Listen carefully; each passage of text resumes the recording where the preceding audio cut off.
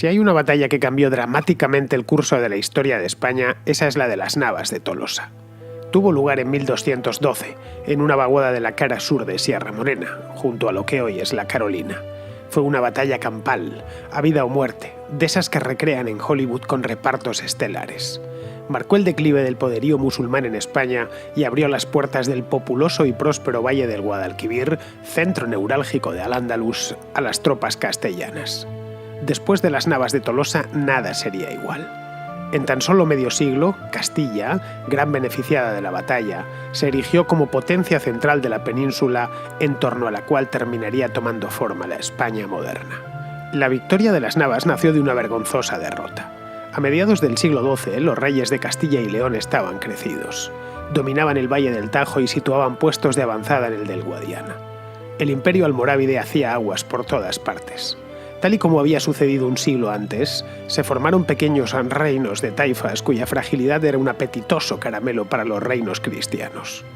Alfonso VII de Castilla, aprovechando la debilidad del oponente, cabalgó por todo Al-Ándalus. Llegó incluso a darse el capricho de ocupar temporalmente la ciudad de Almería junto a expedicionarios catalanes. Consiguieron retenerla 10 años. Tras la gesta, Alfonso VII se retiró a Castilla. Estaba tan agotado que murió por el camino tras echarse a descansar a la sombra de una encina. Las hazañas de Alfonso VII pusieron en guardia a los musulmanes. En Marrakech acababa de nacer una nueva dinastía, la de los almohades, más fanática aún que la de los almorávides. Sus califas fueron bautizados con el nombre de Amir ul-Muslimin, o príncipe de los creyentes, aunque aquí, donde nunca se nos dio demasiado bien el árabe, se les llamó Miramamolín, afortunada transcripción que arraigó con fuerza, arruinando ya de paso la condición principesca del título. Los miramamolines conquistaron el decadente Al-Ándalus reunificándolo de nuevo. Lo siguiente era Castilla. Atravesaron la sierra e infligieron una severa derrota en Alarcos a las huestes de Alfonso VIII, que había heredado la corona de su abuelo, el de la Encina. Los castellanos se habían acomodado a una morisma dividida, por lo que fueron pasto fácil de los ardorosos almohades. Vencido en Alarcos, Alfonso regresó a Toledo a recapacitar sobre la catástrofe. Los pasos de Sierra Morena habían quedado todos en manos del enemigo. La frontera había ascendido hasta el mismo Guadiana, a solo unas jornadas de Toledo, la emblemática capital de los godos, reconquistada tras mucho esfuerzo solo 100 años antes. El rey, sin embargo, no podía contraatacar. Castilla estaba exhausta tras un siglo de avance sin tregua hacia el sur. La España cristiana no era un remanso de paz. Alfonso VIII tenía pleitos con León y con Navarra. Sin apenas aliados, rodeado de enemigos y con el insolente Al-Nasir, el nuevo Miramamolín, hijo de una esclava cristiana, mirando codicioso desde lejos los muros de Toledo, la joya de la corona que había puesto al antiguo condado de Castilla en la vanguardia de los reinos cristianos. Pero Alfonso no estaba del todo solo. Contaba con el arzobispo de Toledo, Rodrigo Jiménez de Herrada, un prelado muy astuto y más propenso a la política que a los asuntos litúrgicos. Propuso al rey recurrir a la Santa Sede para que el Papa Inocencio III declarase cruzada la guerra contra los almohades. Esto traería cruzados de toda Europa y, sobre todo, le cubriría la retaguardia. Si algún monarca de la cristiandad rompía una tregua con otro que estaba en una cruzada, era excomulgado en el acto. Jiménez de Herrada viajó a Roma, obtuvo la bula de cruzada y pasó un año predicándola por Italia, Francia y Alemania, con el fin de recaudar fondos y reclutar aventureros. En Al-Ándalus, el Miramamolín lo vio venir. La corte almohade estaba muy bien informada de lo que pasaba al otro lado, más aún cuando los castellanos habían llevado sus gestiones tan lejos. Reunió un ejército formado por soldados experimentados, tanto andalusíes como africanos. Hizo llegar hasta Marrakech a arqueros turcos y a una numerosa tropa de árabes y bereberes que se reforzarían con andalusíes al otro lado del estrecho. Tan confiado estaba Al-Nasir en el poderío de su ejército que prometió a los suyos conducirles hasta la misma Roma, donde, según cuentan, tenía la intención de abrevar a sus caballos en las aguas del Tíber. Jiménez de Herrada, de vuelta en Castilla, dispuso que los cruzados europeos se concentrasen en Toledo en espera del asalto sobre la sierra. Conducidos por los obispos de Burdeos, Nantes y Narbona, hasta allí fueron llegando gentes de todos los reinos del occidente europeo durante varios meses. Unos, los menos, persiguiendo la santidad en forma de bula plenaria que extendía el Papa. Otros, los más, en busca de aventuras, gloria y fortuna. En España la cruzada había tenido gran impacto. Los reyes de Portugal y León aparcaron sus rencillas y permitieron salir de sus reinos contingentes armados hacia Toledo. Pedro II de Aragón, muy cercano a Alfonso VIII, se entusiasmó con la campaña y fue el primero en presentarse en Toledo. Traía consigo varios miles de soldados reclutados en sus reinos y unos cuantos obispos con los de Tarragona y Barcelona a la cabeza. El 20 de junio de 1212, un imponente ejército cristiano formado por unos 100.000 hombres abandonó Toledo enarbolando vistosos estandartes. A los pocos días de camino, la vanguardia, formada por voluntarios franceses y alemanes, avistó el castillo de Malagón, una avanzadilla que estaba en manos de los moros.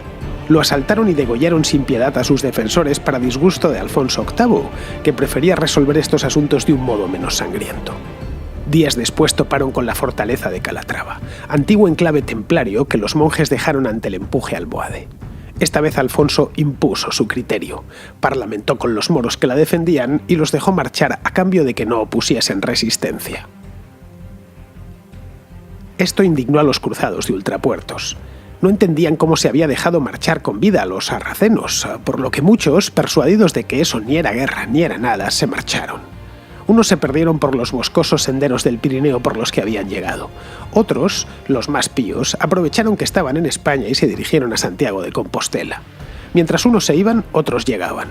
Por sorpresa apareció capitaneando una numerosa hueste Sancho VII de Navarra, que terminaría por unir íntimamente su nombre y el de su reino a la batalla. Alfonso y Pedro recibieron con júbilo al navarro y trazaron el plan para cruzar Sierra Morena y enfrentarse con Al-Nasir, que estaba ya al tanto de lo que se le venía encima. Los tres reyes pasaron por Alarcos, lugar donde el ejército castellano había sido aplastado años antes, y a primeros de julio llegaron al pie de Sierra Morena. Acamparon para estudiar la situación. Los moros tenían todos los pasos ocupados y se habían apostado en el llano, a la entrada del desfiladero de la Losa. Al-Nasir había estudiado la sierra para cerrar cualquier paso. Sabía que los desfiladeros serranos eran infranqueables si estaban debidamente protegidos. Los informes que llegaban al campamento cristiano lo confirmaban. No había posibilidad de cruzar los pasos sin que aquello deviniese una carnicería. La única opción era encontrar otro desfiladero que se encontrase libre, pero los víveres escaseaban y la tropa se encontraba fatigada por el largo viaje desde Toledo. No había tampoco ciudades en las que reponer fuerzas. Desde el río Guadiana hasta la sierra era una tierra de nadie completamente deshabitada. Ocurrió entonces algo que nadie esperaba. En un lugar despoblado y yermo, se presentó en la tienda del rey un pastor que decía conocer un paso no muy lejano que los árabes habían dejado desatendido. Alfonso envió al señor de Vizcaya, Diego López de Haro, a explorar y, efectivamente, el puerto estaba expedito. Tan proverbial fue el hallazgo del paso secreto que, años más tarde, los cronistas aseguraron que el pastor era, en realidad, San Isidro Labrador, que había bajado del cielo para ayudar a los cruzados. Los tres reyes condujeron sus tropas hasta allí y bajaron al valle sin que les importunasen. Al-Nasir no lo había previsto. Todo su planteamiento estratégico era cerrar los pasos y machacar a los que se aventurasen por los desfiladeros. Pero los cristianos habían burlado el cerco y allí estaban, con los pendones de Castilla, Aragón y Navarra ondeando al viento en el mismo corazón de Al-Ándalus. La batalla dio comienzo con las primeras luces del 16 de julio. Los cristianos se habían organizado en tres cuerpos, cada uno de ellos mandado por un monarca. En el centro, el de Castilla, a su izquierda, el de Aragón y a la derecha, el de Navarra. En la vanguardia, el señor de Vizcaya con los caballeros templarios, los del Hospital y los de Calatrava. El as que Alfonso se guardaba en la manga era un novedoso cuerpo de retaguardia formado por caballería experta que al principio no entraría en combate. Lo haría avanzada la batalla para auxiliar al flanco más débil o para dar el remate al enemigo ya derrotado. Eso Al-Nasir no lo sabía, por lo que siguió la táctica tradicional de los ejércitos árabes. Mucha carne de cañón al principio formada por los infelices que acudían al llamado de la yihad, tropas ligeras que dispersasen las cargas de la infantería cristiana, a las que seguían las tropas profesionales y los arqueros turcos. Como guinda final, si todo lo anterior fallaba, una guarnición de soldados africanos bien armada y entrenada y el llamado Palenque, donde se encontraba la tienda del califa, defendido por un grupo de fanáticos, los desposados, que se juramentaban ante el Corán para dejarse la vida en el campo de batalla. Se encadenaban por las rodillas para no retroceder, es decir, para repeler el ataque o morir. Diego López de Haro levantó su espada y a grito pelado ordenó el ataque. Su hijo, que le acompañaba en el brete, le dijo: «Padre, que lo hagáis de modo que no me llamen hijo de traidor». A lo que el audaz vizcaíno repuso: «Os llamarán hijo de puta, pero no hijo de traidor». Lo decía porque su mujer le había abandonado. La carga de Lope de Haro fue tan formidable que llevó sus tropas hasta donde se encontraban el hueso de la tropa profesional almohade. Allí se detuvo la carga y empezó el combate propiamente dicho. Los reyes, que veían desde un otero cercano la polvareda levantada en la refriega, acordaron que aquel era el momento de intervenir. Alfonso, consciente de que se jugaba todo en ese lance, miró a Jiménez de Rada y le dijo solemne: «Arzobispo, aquí, vos y yo moriremos». El religioso, mucho más optimista, le replicó: «No, mi señor, aquí vos y yo venceremos».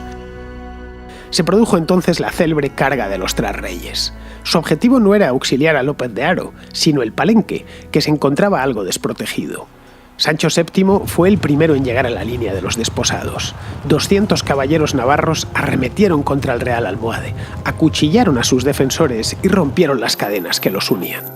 Esas cadenas pasarían al escudo de Navarra y ahí siguen, ondeando en la bandera navarra y en el escudo de la española. El ejército almohade se vino abajo con estrépito. Al-Nasir huyó precipitadamente para salvar el pellejo. Los reyes ordenaron perseguir a los moros, que desertaban en todas direcciones, para evitar que se reagrupasen y organizaran días después un contraataque a traición. El pendón del califa fue recogido de la tienda de Al-Nasir y enviado al monasterio de las Huelgas, en Burgos, donde las monjas cistercienses hoy lo custodian. Ya de noche, los obispos congregados, que eran unos cuantos, entonaron un sentido Te Deum, aprovechando que el ejército almohade había sido aniquilado. Solo quedaba saber administrar la victoria. ¿Volvían por donde habían venido o proseguían el avance? Alfonso de Castilla, Sancho de Navarra y Pedro de Aragón decidieron quedarse en la zona para consolidar la posición. Tomaron Úbeda por asedio y los castillos de Vilches, Ferral, Baños de la Encina y Tolosa. Baeza también cayó, pero sin esfuerzo. Sus habitantes abandonaron la ciudad al enterarse de la derrota de Al-Nasir. Alfonso dio así cumplida venganza a la derrota de Alarcos y ya de paso se reconcilió con navarros y leoneses. El regreso a Toledo del gran vencedor de las Navas fue glorioso. La gesta pasó a engrosar el repertorio de los juglares y fue celebrada en toda Europa. Al-Nasir, humillado y vencido, volvió a Marrakech, donde moriría años después, resentido aún por los palos que le habían dado en Sierra Morena. Era solo el principio. La puerta del Valle del Guadalquivir estaba abierta de par en par por primera vez en 5 siglos. Los cristianos no dejaron pasar la ocasión.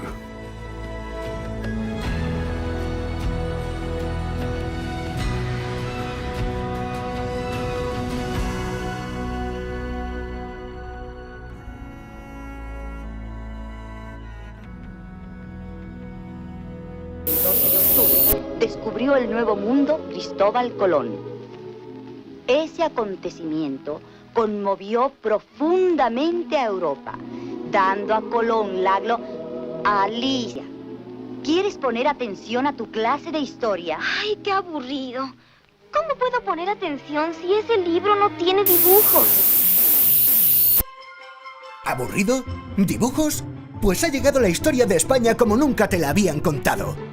Un libro de Academia Play, el canal de YouTube de historia con mayor número de suscriptores del mundo. Sus seguidores entre todas las redes sociales se cuentan en millones. En este libro de 100 capítulos hay dibujos para dar y tomar. Más de 600 ilustraciones a todo color. ¿Siempre se te ha hecho aburrida la historia de España? Pues eso es porque nadie te la ha contado como es debido. La historia de España es apasionante. Un libro perfecto para iniciados y para no tan iniciados. Un libro que desmitifica muchos tópicos de la leyenda negra. Un libro para amar la historia de tu país. Un libro para repasar, para divertirse o para aprobar la EBAU. Además, algunos capítulos incluyen códigos QR que te llevan a algunos vídeos del canal de Academia Play que amplían la información. ¿A qué esperas para hacerte con la historia de España como nunca te la habían contado? Haz de tu experiencia de aprendizaje algo épico.